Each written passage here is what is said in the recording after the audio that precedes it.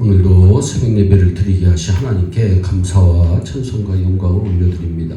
우리 다 함께 사도신경으로 신앙 고백하신 후에 찬송가 259장을 부르신 후 고린도전서 2장의 말씀을 읽으신 다음 오늘 말씀을 듣겠습니다.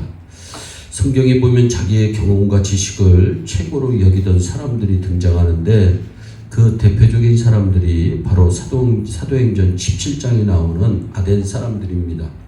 지금은 그리스의 아테네입니다. 아덴에서 소크라테스, 아리스토텔레스와 같은 유명한 철학자들이 배출하였습니다. 그리고 각종 우상들이 얼마나 많은지 학자들의 연구에 의하면 아덴에는 크고 작은 우상이 많을 때는 무려 3만 개나 있었다고 하니 놀랄 따름입니다.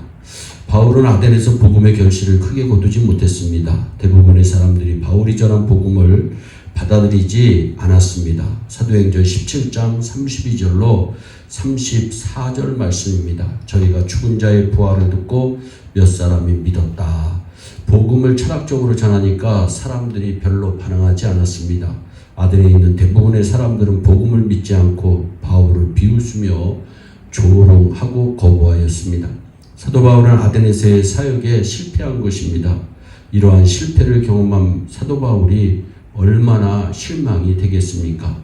거장 사도 바울인데 복음에 실패한 것입니다. 분명히 말씀은 살아있고 운동력이 있어 좌우에 날선 어떤 검보다 예리하여 혼과 영과 관절을 쪼개기까지 하는 능력이 있다고 했는데 능력 있는 말씀을 오랫동안 들었음에도 불구하고 변하지 않을 때 실망이 큽니다. 오랫동안 말씀으로 훈련받았음에도 여전히 믿음이 성장하지 않고 성숙하지 않을 때 실망이 됩니다. 바울은 비통하고 참담한 마음을 가지고 아덴을 떠났을 겁니다. 그런데 사도 바울은 실패의 자리에 그대로 주저앉지 않았습니다. 오히려 그는 실패를 듣고 일어섰습니다. 할렐루야.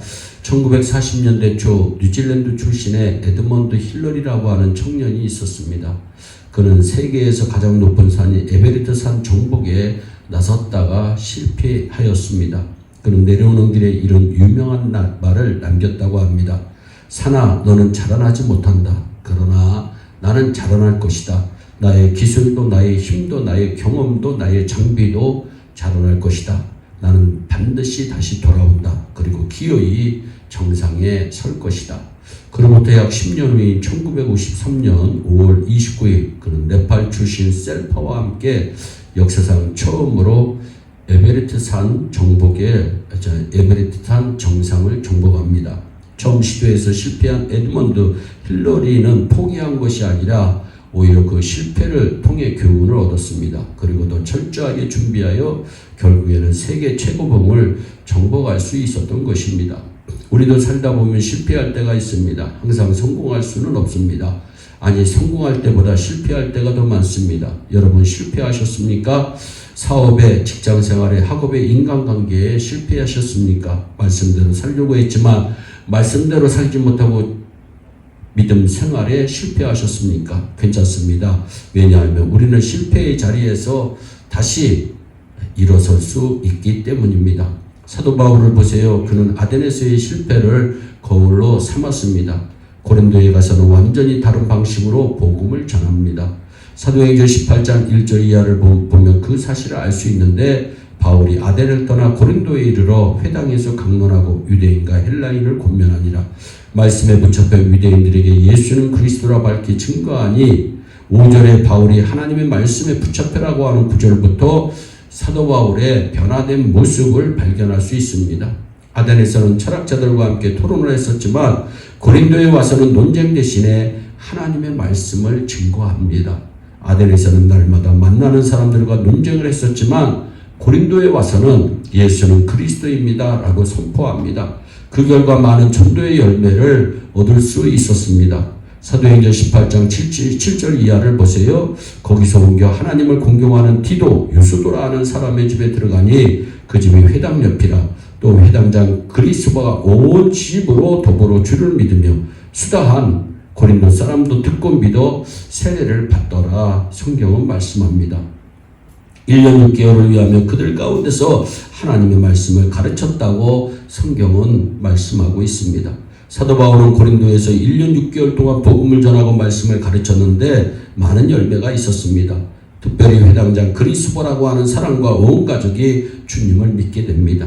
그리고 수많은 고린도 사람들이 주님을 믿고 세례를 받는 역사가 나타납니다. 이러한 역사를 목격한 바울은 훗날 고린도에 있는 성도들에게 편지하면서 분명하게 밝힌 것이 하나 있습니다. 1절과 2절입니다. 형제들아, 내가 너희에게 나아가 하나님의 말씀을 증거를 전할 때에 말과 지혜의 아름다운 것으로 아니하였나니 내가 너희 중에서 예수 그리스도와 그의 십자가에 못 박히신 것 외에는 아무것도 말하지 아니하기로 작정하였다. 아덴에서와 달리 고린도에서는 말과 지혜로운 것으로 하지 않았다고 말씀합니다. 고린도에서의 바울은 오직 십자가만 알기로 작정하고 오직 십자가만 전했습니다. 그랬더니 어떻게 되었습니까? 사람들에게 변화가 일어납니다. 십자가를 전하는 것에 영혼이 구원되는 역사가 일어납니다. 이처럼 말에는 사람을 변화시킬 능력이 없을지 몰라도 십자가에는 사람을 변화시키는 능력이 있습니다. 말로 영혼을 구원할 수 있는 힘은 없지만 복음은 영혼을 구원할 수 있는 힘이 있습니다. 십자가의 복음이야말로 우리 기독교에서 가장 중요한 본질이라고 말씀드릴 수가 있습니다. 우리가 본질적인 것을 강조할수록 하나님의 역사가 나타나고 우리는 연합이 됩니다. 그러나 비본질적인 것에 우리가 관심을 갖고 그것들에게 초점을 맞추기 시작하면 우리는 약해지고 문제에 빠지고 또 분열될 수밖에 없는 것입니다. 큰 문제 때문에 교회에서 갈등과 다툼이 일어나지 않습니다. 아주 시시한 문제 가지고 싸움이 일어납니다. 미국에 있는 어느 교회는 예배 후 국에다 밥을 말아 먹을 것이냐 커피에다 비스킷을 먹을 것인가를 가지고 언쟁을 하다가 둘로 쪼개진 사실까지 있습니다. 여러분, 밥이면 어떻고 커피면 어떻습니까? 교회당 카페트 색깔이 빨강이면 어떻고 갈색이면 어떻습니까? 창문에 커튼을 하면 어떻고 블라인드를 하면 어떻습니까? 그러한 것들은 신앙생활의 핵심이 아니고 교회의 핵심도 아닙니다. 중요한 것은 핵심입니다. 신앙생활의 핵심은 복음입니다. 우리 교회의 핵심 역시 예수 그리스도의 복음입니다. 무슨 일이 있어도 우리 교회 안에 모든 믿는 자들에게 구원을 주시는 복음의 능력이 회복되어야 될 줄로 믿습니다. 우리 안에 십자가의 사랑에 대한 감동이 회복되어야 할 줄로 믿습니다. 어느 날 스펄전 목사님이 울고 계신 것을 사모님이 보았습니다. 여보, 왜 울고 있어요? 오늘은 내가 십자가를 생각해봐도 감동이 없네. 그래서 내가 울고 있지. 혹시 이 자리에 예수 그리스도와 십자가를 아무리 생각해도 마음에 감동이 없는 분들이 계신가요? 나를 위해 우리를 위해 몸 찢기시고 피 흘려 돌아가신 예수 그리스도의 십자가를 바라보아도 아무런 느낌이 없이 맹숭맹숭에게 앉아 계신 분들은 안 계시나요? 다성에 젖어 십자가의 사랑을 찬양하면서도 그저 입술로만 부르고 계시지는 않으신가요? 오늘 이 시간 주님의 찢기신 몸을 생각하며 다시 한번 십자가의 사랑을 깊이 느끼시기 바랍니다. 십자가에서 흘리신 피를 마시면서 다시 한번 십자가의 사랑에 대한 깊은 감동이 회복되는 복된 시간이 되시기를 주 예수 그리스도의 이름으로 축원합니다. 기도하겠습니다. 사랑의 하나님, 참 감사합니다.